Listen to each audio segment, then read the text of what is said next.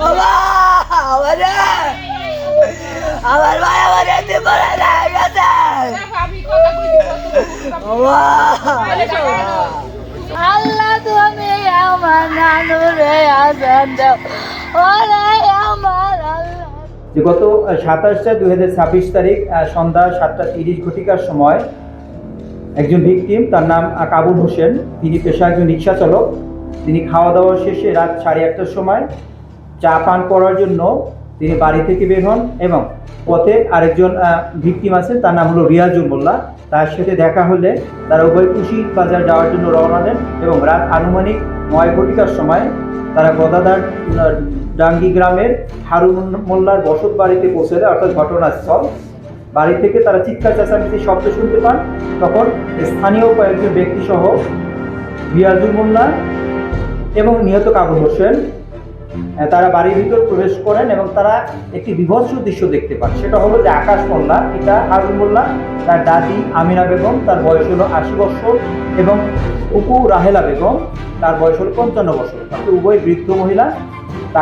তাদেরকে কোদাল দ্বারা উপযুক্ত আঘাত করছে আকাশ মোল্লা। এই সময় নিহত কাবুল হোসেন ডাক চিৎকার করলে আসামি আকাশ মোল্লা তার হাতে থাকা কোদাল দ্বারা কাবুল হোসেন সহ উপস্থিত যারা ছিলেন তাদের উপরে আঘাত করে।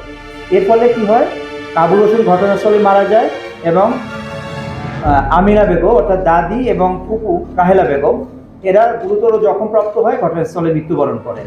এছাড়া ওই আকাশের কোদালের আঘাতে গুরুতর জখমপ্রাপ্ত হন রিয়াজুল মোল্লা এবং আরজিনা বেগম। তাদেরকে ইমিডিয়েটলি গ্রামবাসী হাসপাতালে প্রেরণ করেন। জেলা পুলিশ সুপার হিসেবে আমি যখন শুনতে পেলাম, আমি ঘটনাস্থলে গিয়েছি এবং আমিও সেই লাশগুলো দেখতে পাই ওখানে। এবং আমরা যেটা পেলাম যে লাশগুলো পড়ে আছে, এলাকাবাসী আহাজারি করছে, কিন্তু যে আসামি আকাশ সে ওখানে ঘটনাস্থলে নেই। আমরা ইনস্ট্যান্টলি সেই ভিকটিমদের মৃতদেহ ঘটনাস্থলে সুরতহাল করে আমরা সাথে সাথে পোস্টমর্টমের জন্য সদর হাসপাতালে প্রেরণ করি। পরবর্তীতে পোস্টমর্টম ওখানে হয় এবং আমরা টিম রেডি করে ওই রাতেই আমরা অপারেশন শুরু করি, র্যাব এবং আমাদের জেলা পুলিশের যৌথ পরিচালনায়।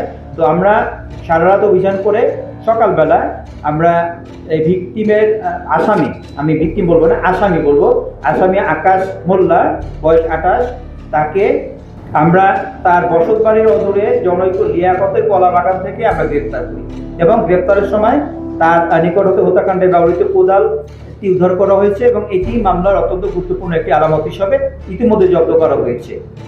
তো আমরা আসামির সাথে ইতিমধ্যে কথা বলেছি এবং সে বিভ্রান্তিকর বিভিন্ন ধরনের তথ্য দিচ্ছে, বাট আমরা এলাকাবাসী এবং বিভিন্ন সোর্স মারফত আমরা যেটা জেনেছি সেটা হলো যে তিনি মানসিকভাবে কিছুটা বিপর্যস্ত ছিলেন এবং মানসিক অসুস্থতার কিছু ওষুধ তিনি সেবন করতেন।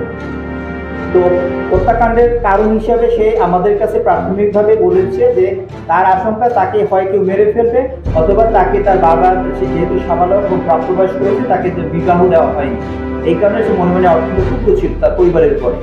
তো এই সে ক্ষুব্ধ এবং আক্রোশের বশবর্তী হয়ে সে মূলত এই হত্যাকাণ্ডটা ঘটিয়েছে বলে আমাদের প্রাথমিকভাবে মনে হচ্ছে। এবং আমরা আরেকটা জিনিস জানতে পেরেছি, সেটা হলো যে এই আকাশ মোল্লা সে মূলত একটি হাসপাতালে চাকরি করতো, টিবি হাসপাতালে, এবং বিভিন্ন কারণে সে বিগত বেশ কয়েক বছর আগে সে তাকে ওখান থেকে চাকরিচ্যুত করা হয় এবং এরপর থেকে সে মূলত এলাকাতেই থাকতো এবং এলাকাবাসী তার সম্পর্কে ধারণা হলো যে সে একা চলাফেরা করতো এবং সে সবসময় অ্যারোগেন্ট ছিল, অর্থাৎ সে আক্রমণকারী হিসাবে সে সবসময় এলাকাবাসী তাকে এড়িয়ে চলতো এবং সে একা একা চলাফেরা করতো। তো আমাদের কাছে প্রাথমিকভাবে আমরা যে সাক্ষ্য প্রমাণ পেয়েছি বা আমরা এলাকাবাসীর সাথে কথা বলে আমরা যেটা জানতে পেরেছি যে আকাশ, যেটা আমি আগেই বলেছি, যে সে মানসিকভাবে কিছুটা বিপর্যস্ত ছিল বা অসুস্থ ছিল এরকমের, এবং সে মানসিক অসুস্থতার কিছু ওষুধ সেবন করতো।